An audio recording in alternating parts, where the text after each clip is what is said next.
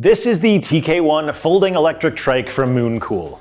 We've had a lot of requests to test this model as we've reviewed more and more of the electric trikes on the market, and I can definitely see why. It's colorful, it has a unique name, and it's extremely affordably priced, so there's a lot to appreciate at face value, but if you're familiar with our channel, you know we don't stop there. So did this trike hold up against the competition when we tested its real-world performance? Let's take a ride and find out.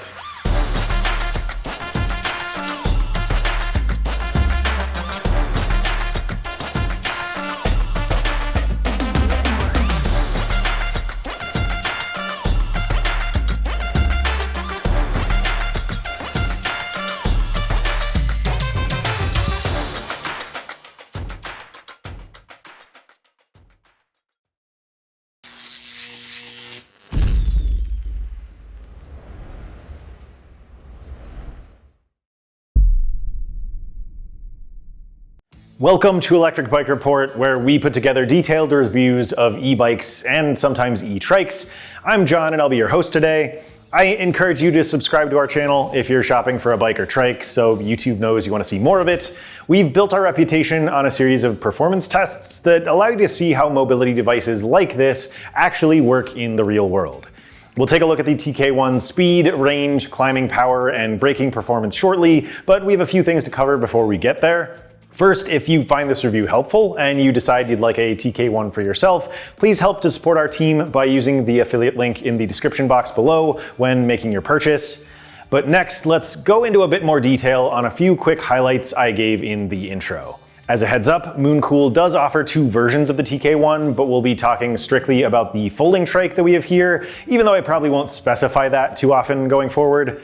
Anyway, starting off with this trike's price, the folding model sells for right around $1,500. Now, pricing can always change, especially with the US currently in a trade war at the time of filming, but this trike's price makes it one of the most affordable electric tricycles we've tested to date, and as you'll see when we run through its specs, there's a lot of value in its features. For example, the TK1 has a 48-volt, 696 watt-hour battery situated behind the seat tube, which is on the larger side for a trike based on our previous experiences testing them, and that helped to give this one a really solid range. We'll talk about specifics a bit later on, but the TK1 covered some serious ground even when we used its highest assist level, so it's good for those who don't want to have to recharge after every ride. On top of those things, this trike has quite a bit of personality. We don't often see e-bikes or electric trikes in the budget tier with more than a couple of color options, but Mooncool offers the TK1 in 7 colors, including classic ones like white or slate gray, and some bolder colors like vibrant orange, twilight mauve, and the serenity blue that we have here. Moving on, let's do a quick run through of this trike's specs. The battery mentioned is paired with a 500-watt motor that's mounted centrally below the rider, and it's connected to both rear wheels through a differential axle. The trike's drivetrain is a single-speed chain drive with a 36-tooth chainring and an 18-tooth rear cog. And then for brakes, there's a hydraulic disc brake system from Star Union with 2 piston calipers. There's a single 180mm rotor on the rear axle, and then another on the front wheel.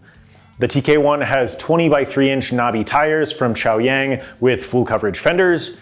There's a big comfy saddle and a suspension fork with lockout and preload adjustment that we measured about 40mm of travel on. And then there's also a plastic chain guard that's nice to have, although it didn't seem all that durable. The trike includes a front cargo rack and both front and rear cargo baskets, which isn't all that common in our experience. There's a large LED headlight mounted on the front rack, and then there are 3 tail lights that also function as brake lights on the back end of the trike. There's 2 on the fenders, and then a larger central light below the cargo rack that also includes turn signals. Up in the cockpit, there's a set of 680mm handlebars with ergonomic rubber grips on a telescoping and collapsible stem. There's no shifter since this trike has a single-speed drivetrain, but there's a throttle on the right side along with a module to control the turn signals and activate an electronic horn. And then there's a black and white display and control panel on the left handlebar. At least at the time of filming, Mooncool is including a couple of accessories with a purchase. There's a larger saddle with a backrest, along with a toolkit, a cargo net, and a bottle cage. The cargo net didn't seem to fit super well in the rear basket, but I'm sure I could have figured out a better way to connect it with a little bit more time. Moving on though, there are a couple of final details before we wrap things up. The TK1 Folding Trike is a Class 2 with throttle and pedal assist up to 16 miles per hour. It's UL 2849 certified. It weighs about 95 pounds, including an 8.5-pound battery, and it has a total payload capacity of 450 pounds. That should cover all the basics though, so let's get into our performance tests and see how the TK1 scored. We tested the TK1's brake system in our brake test by running through 5 steps. First, we got up to top speed. Second, we applied the brakes. Third, we measured the distance the trike traveled as it came to a stop.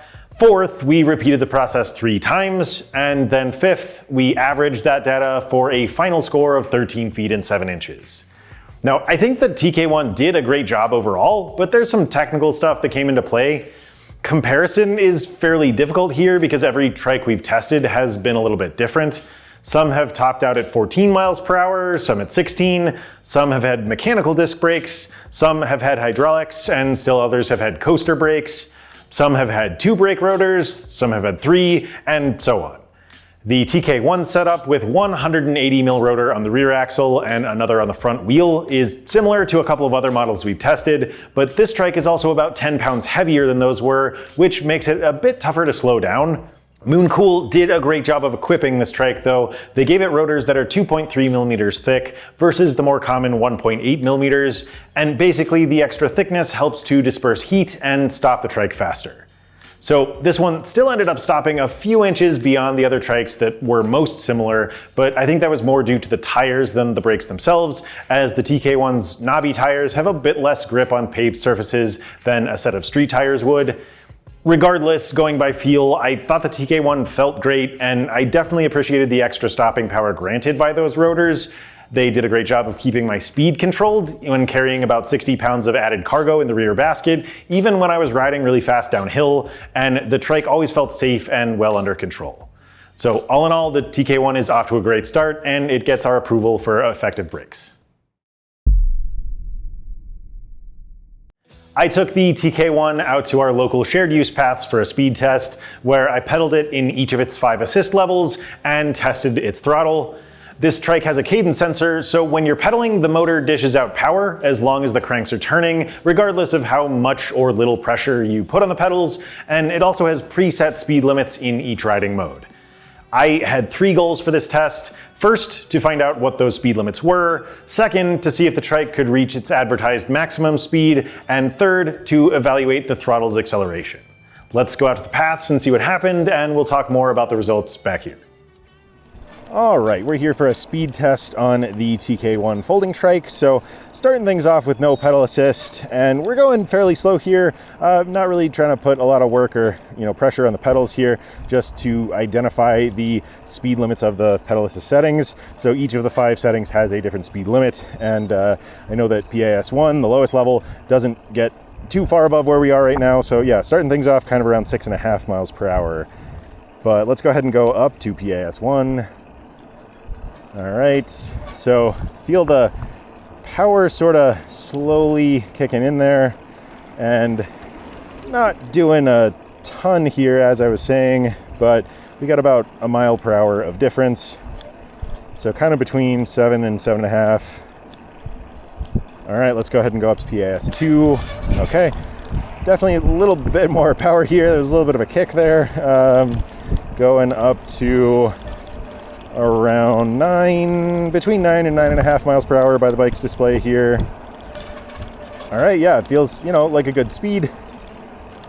All right, let's go up to PAS3. So there's a 1 mile per hour difference to start, then 2 miles per hour, and then kind of looks like maybe another 2 miles per hour or so.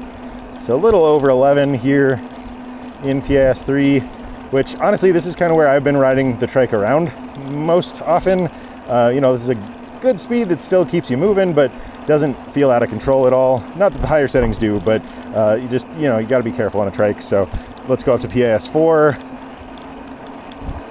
All right, so not as much of a little kick in that setting. We are sort of slowly ramping up in speed here. Another about 2 mile per hour jump, so up to 13 or a little above. And then let's finish things off in PAS5. All right, there was a little bit more of a boost. And the top speed here looks like we're going around 15.5 miles per hour by the bike's display. Yeah, okay, that looks good. Let's go ahead and see what happens when we check out the throttle. All right, so second part here, let's go ahead and test the throttle acceleration. So the top speed of the throttle should be about the same as the pedal assist system. So that was around 15.5 miles per hour by the bike's display. So let's go ahead and start in 3, 2, 1, go. All right, nice, steady start, picking up speed, 14, 15, and yeah, right around 15.5 there. So, all right, that looks good. Let's go ahead and head back to the studio. Let's circle back to the pedal test and run through the numbers one more time. I started off with no pedal assist at a very relaxed 6.6 miles per hour. The speed limits I reached were 7.4 miles per hour in PAS1, 9.3 in PAS2, 11.1 in PAS3, 13.1 in PAS4, and then 15.5 miles per hour in PAS5. Now, if we look at a graph of that data, we can see those speed limits are pretty evenly spaced, which is what we like to see in this test. There's about a 2 mile per hour difference in speed between each assist level, give or take, which A, gives you a fairly granular level of control over your speed, and B, means that the increase in speed that you get when moving up to the next level feels pretty intuitive. If you're new to electric trikes, I definitely recommend starting off slow with the lowest power level and working your way up, especially with the little boosts in speed that the motor kicks out when you switch up to the higher settings. Those jumps in power can be a little bit surprising, but to be clear, I don't think the TK1 ever felt out of control. The lowest couple of power levels felt great for getting a feel for the trike or conserving battery power. I think PAS3 felt good for casual cruising, and then PAS4 and 5 seemed best for getting around a bit faster or climbing hills. I mentioned that the trike's advertised maximum speed is 16 miles per hour, but as my results showed, the highest speed I reached was 15.5 miles per hour with both throttle and pedal assist. Ultimately, slower is safer on a trike, so I don't mind the slower speed, and a lighter rider may reach 16 miles per hour, but the difference is something to be aware of. Also, as an FYI, I noticed that the TK1 started to ghost pedal between 13 and 14 miles per hour, meaning that I either had to pedal really fast to contribute to moving the trike, or just relax and turn the cranks casually to keep the motor moving, and I usually did the latter. Ghost pedaling isn't unusual on a single speed trike. In fact, most that I've tested do the same thing, but it is something to point out if you're expecting it to feel like riding a bike.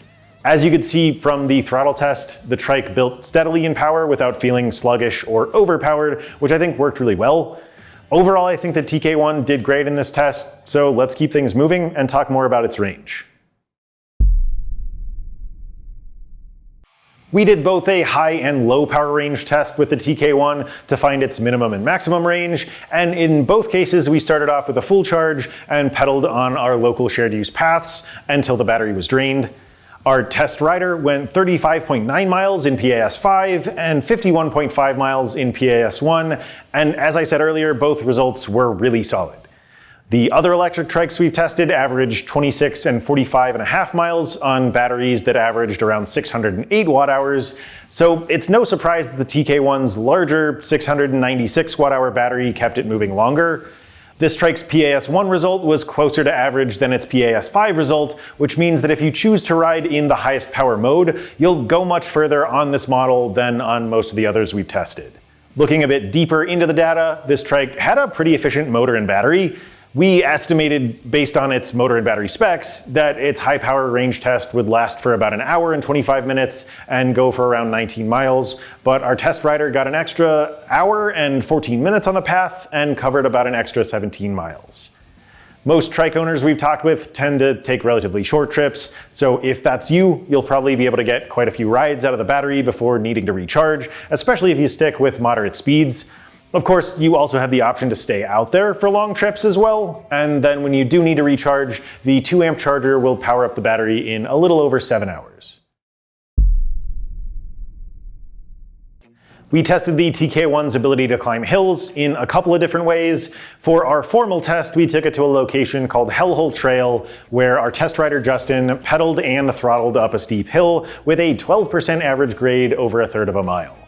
Let's go see how his experience went, and we can compare this trike's results with others in the category once we get back here. All right, we're here on the Mooncool Trike, and we're doing the throttle tests. I apologize for some of that rubbing on the rear disc brake there. In general, the bike caps are at about 14-ish miles an hour, it seems. And so I'm curious to see how it does going up. Right now, we're about 9 miles per hour through this first steep section. See how it holds. 8.6, 8.1, 7.5. 7.6. Feels like it's going to kind of hold right about 7.6 miles per hour. I do think it's important the trikes can go up a hill on throttle. So a lot of times, especially if you're getting these for mobility issues, it's nice if you don't have to pedal too hard up that hill. So kind of capped out about 7.6, so felt pretty good actually on that hill. Again, apologize for that rubbing. That might cost it a second or so, but not much more, just a little more annoying on this on this section here. So I'll let you listen through this next segment.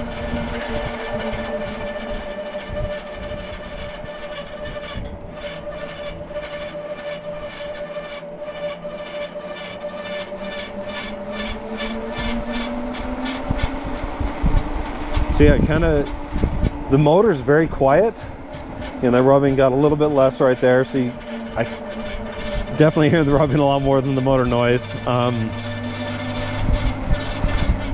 But in general, I'll just speak about the motor power and hill climbing, and let the reviewer kind of talk more about the other stuff. But in general, felt pretty good going up that hill. Got down to about 7.5 miles per hour on the steep sections. So this throttle will turn around, we'll check the results, and then we'll do the pedal test. All right, back out on the pedal test now on the Mooncool Trike, single gear. And so what I'm looking for is how hard I have to push. I'm going really light right now. This first steep section, right about 10.7 miles per hour. So I'm going to keep the same weight on the pedals. So again, I'm not pushing very hard. 9.5, 9.3 miles per hour. Again, getting that rubbing. Sorry about that. 9 miles an hour. Kind of holding right at 9 miles per hour through that first steep section. I do hear the motor. Again, I'm blocking out kind of that rubbing, but it's very quiet on the motor side of things. I'll let you listen through this next section.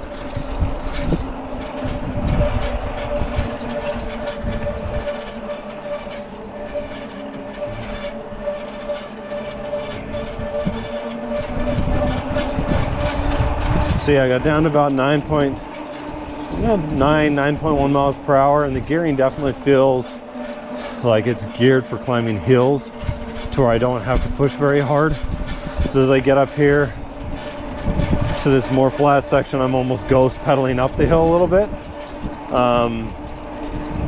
So for climbing hills, you're not gonna have to pedal very hard at all. We'll let them speak to the speed test on the other gearing, but I think it'll do pretty well on that. We'll go check the results and see how it compares to the other trikes. So brake rotor noise aside, the TK1 did a really solid job in this test as well. Justin's throttle time was 1 minute and 50 seconds with an average speed of 9.9 miles per hour. His pedal test was a bit faster. It took him 1 minute and 38 seconds to reach the top at 11.1 miles per hour. Other trikes we've tested averaged 1 minute and 45 seconds on throttle and 1 minute and 35 seconds when pedaling, so the TK1 differed only by a few seconds. We allow for a margin of error in this test, and this one's test results fall in that zone, so it's fair to say that it has average climbing performance based on the numbers. Peak motor output and weight are some of the big factors that influence this test, and as we've talked about, the TK1 is on the heavier side at 95 pounds. Its motor peaks about where we'd expect, or maybe a bit higher, at 1000 watts, and it produces 55 newton meters of torque, which is a little on the lower side, so all in all, those factors seem to balance out pretty well. I took the trike to our secondary location called Pilot Hill for some additional testing, both with and without 60 pounds of added cargo. With no extra weight, the trike climbed quickly and confidently, and then when I was carrying cargo, the throttle slowed down noticeably but still felt steady. Pedaling didn't really feel much different at all. It was still a super easy experience, and there were only a few seconds of difference in my times there. All of that is to say that the TK1 clearly has what it takes to handle some pretty steep hills, even if you're carrying a load of groceries or a couple bags of pet food. The throttle should be able to do all the heavy lifting on most hills, but you can speed things along with a little extra leg power, and you won't have to pedal very hard to get the job done. There are quite a few things that affect how a trike feels to ride, which is what we'll focus on here in the ride quality section. Let's go back out to the paths and talk about some basic things like sizing, adjustability, ride comfort, and a few others, and then we can go a bit deeper once we get back here. All right, let's talk about ride quality here on the TK1 Folding trike. So, yeah, as is pretty common for a trike, the riding position here is very upright, very relaxed. It feels comfortable. There's a single frame size that's intended for riders from 5 foot up to 6'3". Now, I'm 5'11", so well within that range, and everything feels really good. There's a couple points of adjustability that let you sort of dial in the fit. So there's a super long seat post actually that gives you about 13 inches of adjustment in saddle height. So that's definitely more than enough for that recommended height range. And then you get a little bit of adjustability with the handlebar height as well with the telescoping stem. So that lets you raise or lower the handlebars by about 2.5 inches. And let's see, we have a suspension fork up front. We measured about 35 millimeters of travel on that. So, you know, not a ton, but definitely enough to smooth out bumps and rough pavement, that sort of thing. You do get some extra cushion from the tires as well, though. So those are 20x3 with knobby tread, and, you know, the width helps out with stability. And then the tread gives you the flexibility to, you know, venture off the paved paths and maybe ride on some, you know, smooth dirt roads or gravel multi-use trails, that sort of thing. So a little bit of flexibility there. But then we also have the 500 watt motor with a cadence sensor, and actually I haven't ridden anything with a cadence sensor for a while, but we'll go ahead and show you the motor engagement here. So I'm just going to kind of hit the brakes, slow down a little bit, and then I will turn the cranks and show you how quickly the sensor engages. So let's do that now. Okay, so that took about a half turn, which once you're moving, I don't think feels bad, but starting from a standstill, I found that there was kind of a lot of resistance there. It was a little tough to push off with just leg power, so I might recommend starting off the line with the throttle and then adding in your pedaling, but you know, otherwise feels pretty good. Let's go ahead and bounce back to the studio and talk a little bit more. Now, if you're new to trikes or more used to riding a bike or e-bike, there are some unique handling characteristics to be aware of, especially when cornering. We recommend slowing down more than you expect and leaning into your turns to avoid tipping up on two wheels, which is a concern with all trikes of this style. The Mooncool's rear wheel spacing is relatively narrow in comparison to many others we've tested, so it did tip up fairly easily, but it didn't really feel unsafe, and it felt much more planted when I was carrying some extra weight. Overall, I found the TK1 to be really comfortable, which I think is extremely important on a trike. It could be a little squeaky and creaky at times, but otherwise Mooncool did a really good job here. I liked the shape and thickness of the saddle. It absorbed lots of bumps, which kept me from getting jostled around. The geometry felt good, with the reach in particular feeling spot on. I had a comfortable bend at the elbow instead of feeling cramped or too stretched out.